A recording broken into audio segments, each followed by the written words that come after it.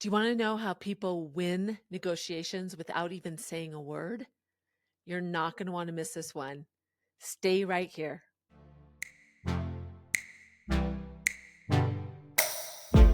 Hey, I'm so glad you made the decision to be here today. And this is a good one. I feel like some of the topics I talk about, I get so excited about. And you may think, oh, she's just such a negotiation nerd. But this one is super interesting to me. And I want to tell you about the concept, share some stories, make you think about it. But I want you to try it, but also observe it around you. And this is all about mirroring. And you may or may not have heard one strategy in negotiation that's very successful is mirroring, meaning doing what somebody else is doing. Like if somebody uses hand gestures, also using similar hand gestures. It's language. If it's somebody that uses strong language, meaning confident language, anything that is similar to what they do, and even energy level. I noticed that for me as an extrovert, when I'm speaking in front of a room of introverts, I have to adjust my perspective a little bit because their energy level can be really different than mine. And that can feel to me like they're disengaged, but they're probably more engaged than I realize because I don't recognize their energy because it's so different than mine. So mirroring can be such an effective tool in negotiations. And there's research that backs it too. The one example, I had a friend who is an attorney. She works in the courtroom a lot. And so she talks about things that she does. She worked in oil and gas for many, many years, and she's a petite woman. And she said that she often went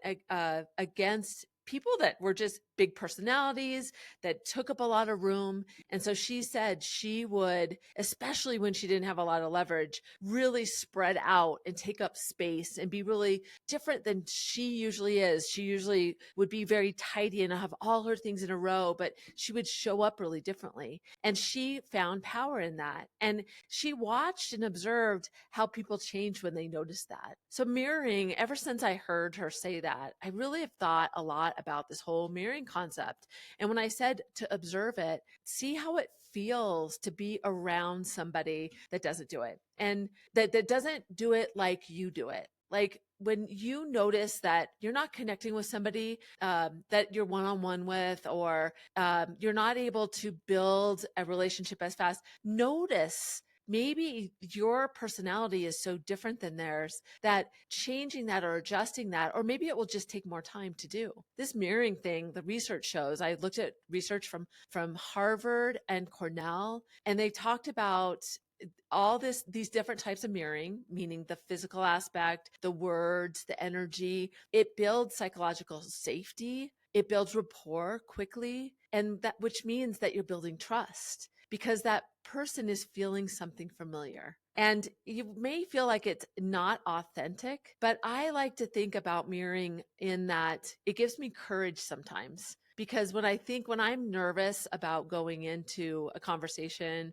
or a negotiation or a difficult conversation, I think about what that other person is going to be like and what it's going to feel like to be in front of them. And especially, I love it when I'm in front of somebody that has a very big presence or that is really smart and uses, from my perspective, big words, in a way. Sometimes I can actually draft off of that and start to feel what they kind of get their vibe, which brings me confidence to kind of show up like them. Instead of the filter through the insecure Susie, I look at it from their perspective, and it can help me gain composure, confidence, and a presence. So think about mirroring and watching the mirroring. Look at the physical aspects, the word choice, even the pacing that somebody takes. I tend to talk to think, where I wish I was more like somebody that could think before they talk. But that pacing between me and somebody that's different than me is going to feel really different. So changing that up is going to feel more familiar to them.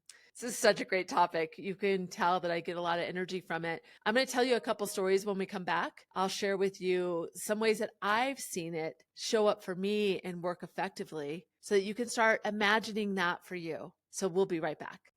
Hey, Susie here. I thought I'd pop in. When I was a little girl, I always thought I wanted to be on the stage. I thought I might be holding a microphone and singing, but I'm now on the stage a lot. And I love it because it's not about me and that experience. I love to move people, give them an impactful message that really makes them feel confident so that they change their actions. If you know somebody in your network internally that hires speakers, I would love a warm introduction. Just send them to SusieTomachuck.com speaker page. I would be so grateful. I had so many examples of mirroring and how it really worked for me. And the first story I want to tell you is about, I'm laughing at myself because I think about this was how I used to show up. And I didn't even realize that I was doing mirroring, but it gave me the confidence that I needed to work through a negotiation. So I had a client, his name was Bill. And he was a very shrewd negotiator. He was somebody that I will say, if a negative tactic would work in his favor, like making somebody nervous or humiliating them, he would use it. If it would give him leverage, he would use anything. He was all about the game and getting what he wanted. And he did so many different interesting things that I would never do, but he made me really nervous because I saw that in action. And so whenever I had to negotiate with him regularly because he was a consultant that represented many of our clients. So I found they used him, of course, to be the person that went to the negotiation table. And so I often, we would do big contracts, but between those big contracts, we'd still be negotiating little deals of integrating different things into the broadcast signals. So there were a lot of things that we needed to negotiate on a regular basis, and there was technology involved. And so I got really nervous because he knew a lot more than me from a technical perspective. And I knew he was very savvy and knew all of the business pieces that had to do with costs and everything. So that kind of lays the groundwork of why it was a little bit unsettling when I would negotiate with him. So what I would do is the days that I would have to negotiate with him, I would come to the office with a very specific suit. And I called it my power suit. And it was funny to me because there would be times that I'd have to negotiate with him one day after another. And so I would wear the same, just an adaptation of that suit. And for me, that was mirroring him because that was me being a negotiator. And I saw him as a negotiator. So looking back at that, I realized what that did was it brought my confidence. It gave me kind of this uniform, this costume, if you will, that helped me really show up in a way that looked like him. Because little Susie, the insecure, doubtful, not confident person that lived inside me needed to find a way to find the confidence. And so showing up like him, and that made me more confident, which made me say my statements a little bit stronger. And it may have felt like in my head, like, oh my gosh, Susie, that was so bold of you to say it like that. But I was taking some of his language that he was using or had learned from him over time, and I was using it to him. And to him, he didn't recognize it as little Susie taking on these big words. He saw it as Susie was a negotiator. And so it ended up being, he asked for me to be the person that he negotiated with because we had built a really good rapport. And it's kind of ironic to me. It helped me learn because it put me on the playing field regularly and with a really difficult opponent. And it taught me along the way to be really strong, to use what he does. And that's why I said, notice this in your everyday. I love this concept of being in a meeting and looking over at a senior leader or a peer of yours that you have a lot of respect for, maybe who is just ahead of you in your career, and watching what they do and starting to mimic what they do or their words or how they do it until it feels more comfortable to you. I think this mirroring idea is such a great concept when you're working with somebody and mirroring them, but also looking at what works for others. Because just that idea that it doesn't feels foreign to us from behind our eyes, but in front of us, it doesn't feel that way. The other example of this for me was working professionally. If you followed me at all, you know that I had a challenging peer that challenged me a lot, Dan. And I often would just kind of go to battle with him. He would always be asking for things, like he asked that I work for him because my results and my team's results were so good that he knew the benefit of having somebody on his team that already had great results would make him look good. He did a lot of things that were really outside of what I thought were kind of the normal, I'm using air quotes, the rules of corporate engagement. And he really went outside the box as it relates to that. And I learned a lot from Dan. And although he was challenging to me, I give him a lot of credit for teaching me so much that now I have this wealth of knowledge that I can share with others because he challenged me a lot. And I remember the mirroring specifically for him as he was challenging me. I didn't back down and I challenged just like he did. And so when I had to shift that because I had a lot of like positive, I don't want to say he was negative, but I had a lot of energy when I would go into conversations. And Dan tended to be a lot more quiet, practice silence. And so when I would go and work with Dan about something that was important to me, I would be really nervous, which just elevated my energy and my pace. And I would go so fast. And what I learned to do was instead of being in my head, I would look at Dan and watch his pacing, and I would switch to his pacing. And then when he would pause and use silence, I would do that too. And so the mirroring became something that took my focus, and it took me outside of my nerves. It took me outside of myself to kind of watch. And it was effective. It gave to him a little bit more. We actually ended up building a great relationship and rapport, but it took a really long time. And I think part of it was spending time together and matching that.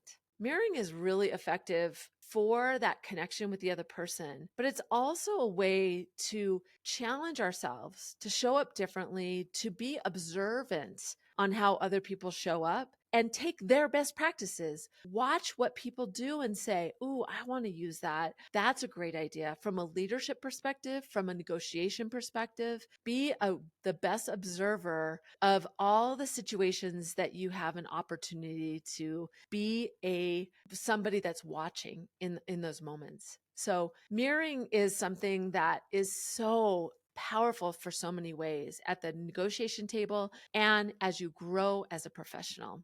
So when we come back, I'm going to give you 3 tips to start thinking about mirroring and how you can use it in your everyday. We'll be right back. It's me. Thought I'd tell you how excited I am about this collection of courses I have available.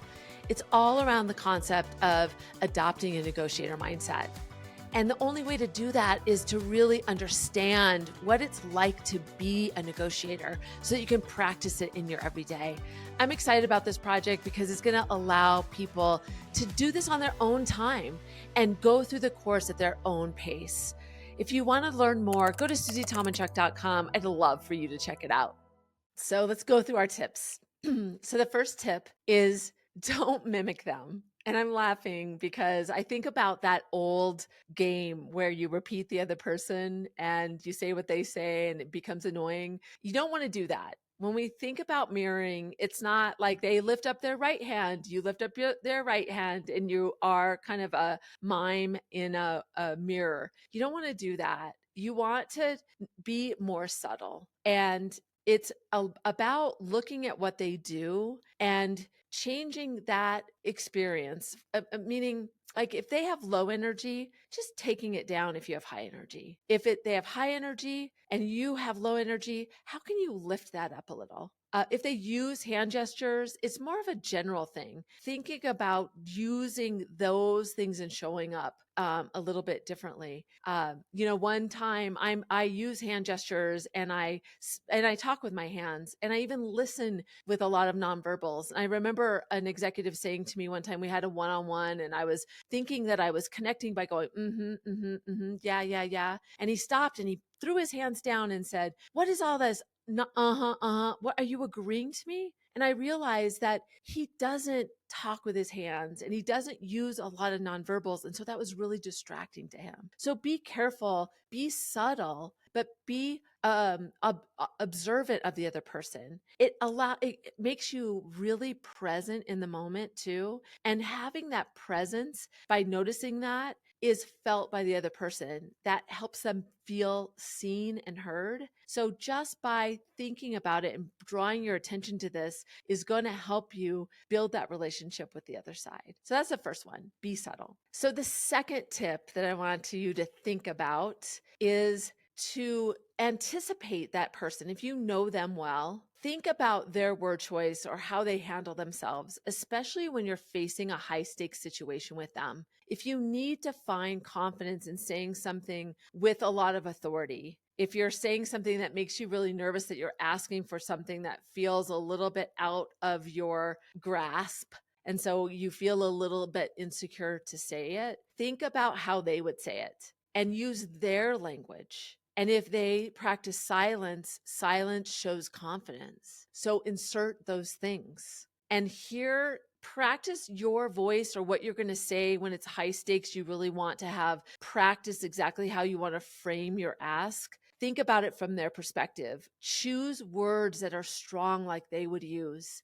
And practice it out loud so that in the moment doesn't feel uncomfortable to you. You've heard it before, because those words are not going to feel uncomfortable to them. They're going to feel like it's their vocabulary, it's their language. You're not trying to select the exact words, but do it like they would do it. I love using this because seeing yourself through other people's eyes helps you have the confidence to say it in a different way that might feel uncomfortable to you. But then as you do it more and more, you build that muscle, you build that understanding. And what happens is you yourself hear it, you hear yourself say it, and then that brings up your confidence in the value that you bring. So that's why I love this mirroring. I think it provides such a unusual, well, I shouldn't say unusual, a different way to look at professional development is seeing yourself through other people's eyes. So that's tip number 2. All right. So my tip 3 is one that's a little bit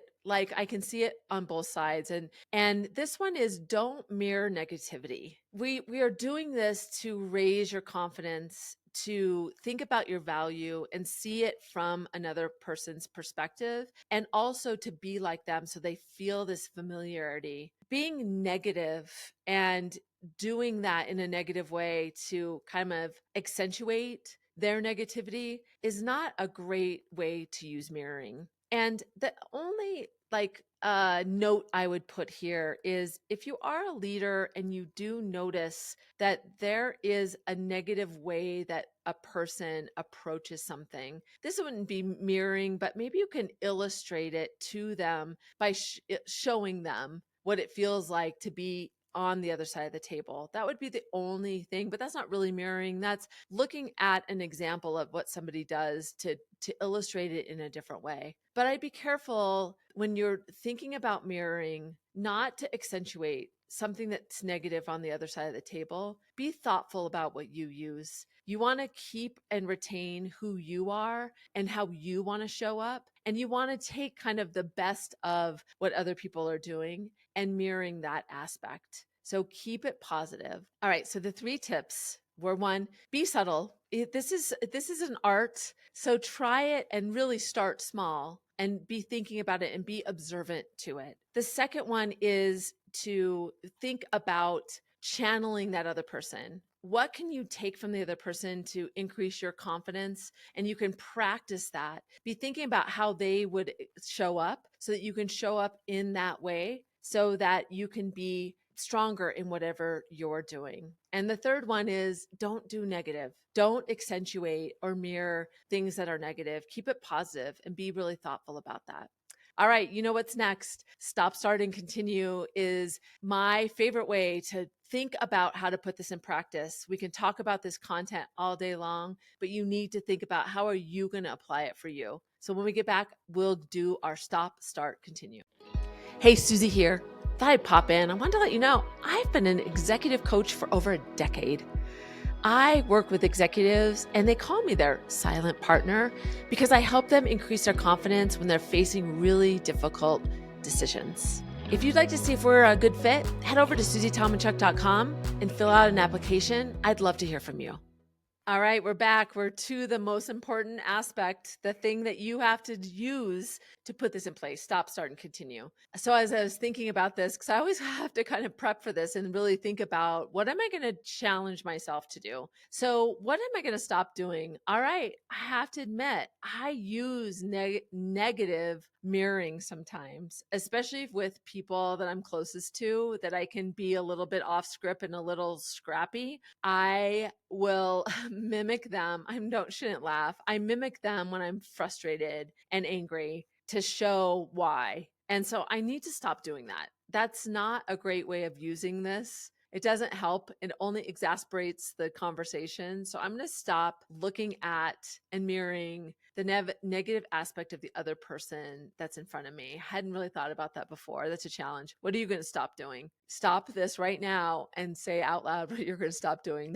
Took a lot of courage for me. Okay, what am I going to start doing? I haven't practiced this. I haven't done any recent negotiations. And so I have kind of lost practice on this mirroring. So I'm going to be intentional. I'm going to start when I know I'm walking into a conversation that's going to be a challenge. I'm going to use this as the prep aspect of moving into it and think about how can I apply mirroring in this situation? Whether it's something I have to prepare for to think about how they're going to show up, or just be really mindful in the conversation to keep this top of mind. What do I need to do to shift? And then my continue. So what are you going to start doing? I should ask you, what are you going to start doing? And please email me. Tell me what you start doing, how you use mirroring. What did you start doing that was really effective? And then what am I going to continue doing?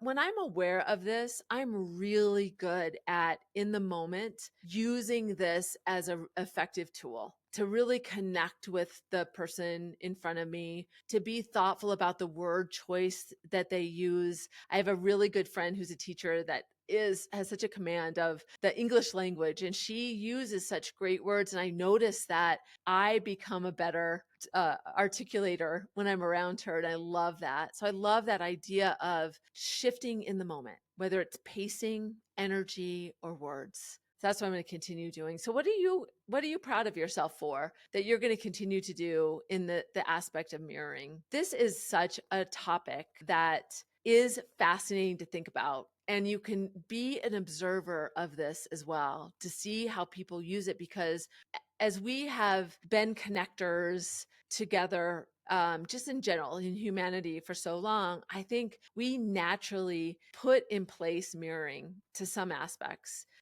We start to, when we're around people, we start to take on some of their habits and do some of the things that they do. So I think mirroring in a lot of ways is something that is innate to who we are. So thinking about this in an intentional way, and how can you leverage it for you as a leader, as a peer, as a partner, as a parent, it helps us to be really thoughtful in those moments and be tuned into the person that's in front of us. And when you're in a high stakes situation, and especially somebody that you don't know, think about this. This is such a great way, especially somebody you don't know, to watch them in those first moments, to make sure that you're thinking about, they pause a lot. They need time to think, and then allow more space. Maybe when you first meet them, they give you a big hug and they're asking all about you. You realize they have high energy, and you realize I better show up with high energy. And when they're bold about getting together again, or what their ask is, allow that to bring out of you the same level of confidence. So use mirroring, especially in new conversations with new people that you're building rapport, as a way to make that connection. Remember, the research says that it builds trust, it increases psychological safety, and that leads to long-term great relationships. I'd love to hear what you took from this. How are you using mirroring? I'd love to hear from you. If you want to connect with me, go to negotiationlove.com. I would just so be delighted if you came into my ecosystem and I heard from you. But don't forget, negotiation is more than a skill, it's a mindset. So as you're learning to adopt a negotiator mindset, I hope I always find you here. Thank you for showing up for you.